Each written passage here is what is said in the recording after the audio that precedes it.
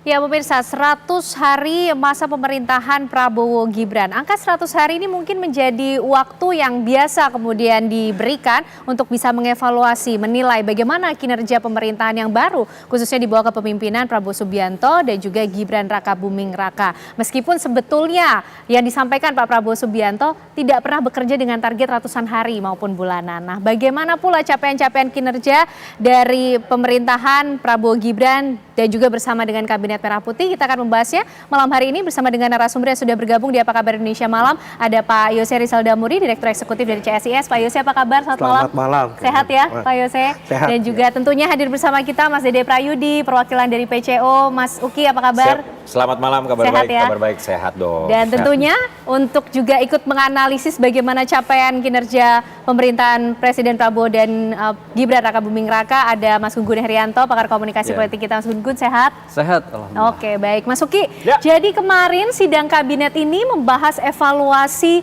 kinerja dari kementerian, lembaga, badan di bawah pemerintahan Pak Presiden Prabowo dan Gibran Rakabuming Raka, walaupun sebetulnya tidak pernah bekerja dengan target ratusan hari katanya Pak Prabowo. Iya, betul, itu betul. Jadi kami memahami ya bahwa istilah yang beredar luas di masyarakat itu kan 100 hari pertama. Ya. Namun kemudian Pak Prabowo atau Presiden Prabowo itu tidak pernah ada tahapan-tahapannya itu sekian ratus hari di dalam menjalankan tugas-tugasnya sebagai kepala pemerintah. Nah, kalaupun kita berbicara target, itu kan targetnya sudah baku ya, target tahunan.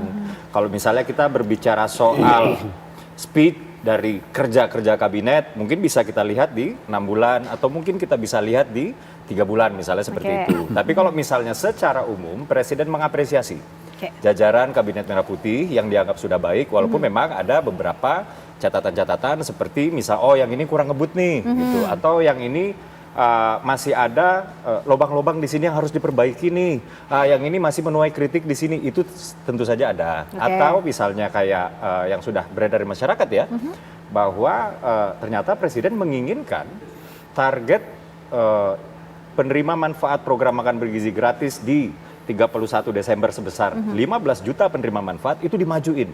Menjadi September 2025. Itu yang masih menjadi prioritas Pak Prabowo ya? Sangat prioritas. ya? Artinya inilah yang salah satunya tadi saya katakan tadi, ini perlu dikebut.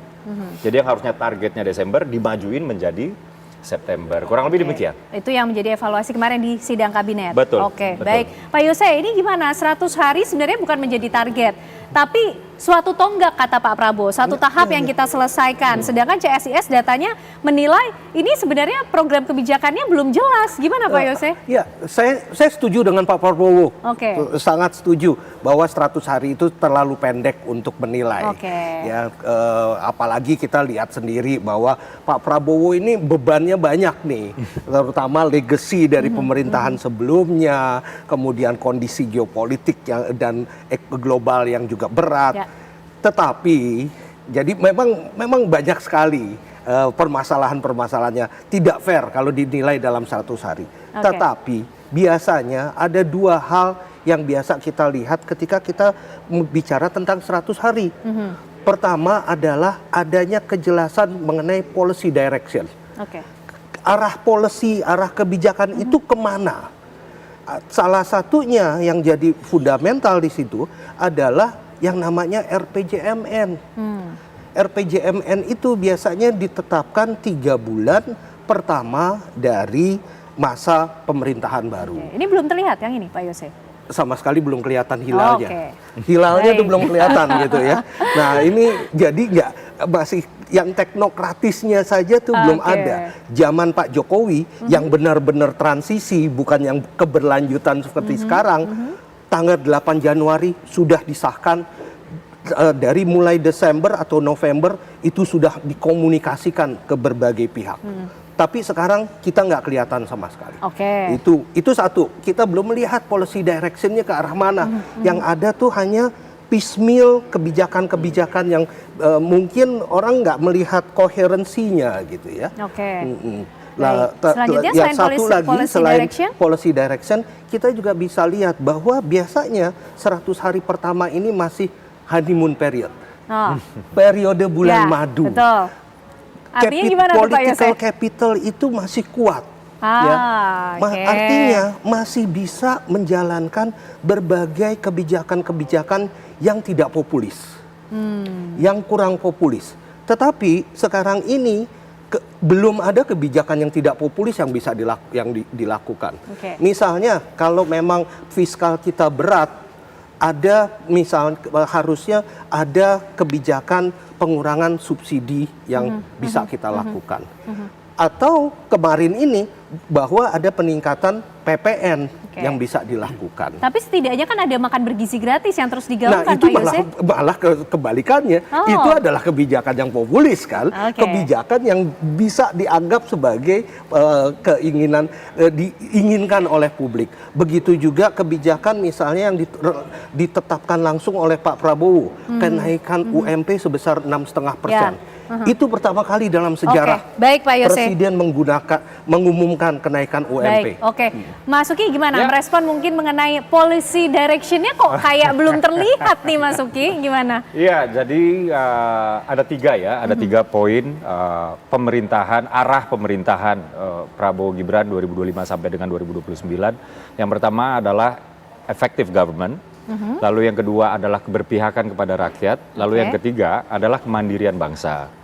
Nah, apa yang sudah dimulai ini sebenarnya bisa kita lihat ya di kulit luar semua yang 3 itu mengarahkan kebijakan ekonomi, kebijakan kesejahteraan itu mengarahkan kita kepada pembangunan sumber daya manusia. Jadi misalnya pemerintahan Presiden ke-7 itu fokus ke infrastruktur. Lalu ketika infrastruktur kita sudah kami anggap mumpuni untuk mendukung pembangunan sumber daya manusia, kinilah saatnya untuk membangun sumber daya manusia. Melanjutkan ya. Betul. Nah, itulah dia kenapa ada intervensi gizi yang kami sebut program makan bergizi gratis. Penggunaan istilah gratis ini memang di banyak kalangan disebut memang menjadi kebijakan yang populis. Lalu kemudian ada periksa kesehatan. Ini karena kenapa penting periksa kesehatan? Karena memang sekitar 600.000 nyawa per tahun orang Indonesia itu terenggut karena penyakit-penyakit yang tidak menular, yang kaitannya dengan gaya hidup, kardiovaskular, diabetes, jantung, dan lain-lain. Jadi Presiden ingin hak rakyat untuk sehat dan diproteksi kesehatannya itu betul-betul dijaga oleh pemerintah. Lalu kemudian ada pemutihan utang macet UMKM, terutama yang bergerak di sektor pangan. Ini juga sebagai penunjang untuk Presiden Prabowo mengajak seluruh stakeholder, seluruh pihak untuk bersama-sama kita mewujudkan swasembada pangan. Misalnya seperti itu ya, itu kan hulunya ya swasembada pangan, makan bergizi itu adalah hilirnya misalnya seperti itu ya. Lalu ada lagi juga kenaikan UMP dan lain-lain. Jadi fokus dari pembangunan 5 tahun ke depan, walaupun proyek-proyek strategis nasional ini hingga detik ini ya belum ada yang secara resmi dihentikan atau komitmennya dikurangi ya.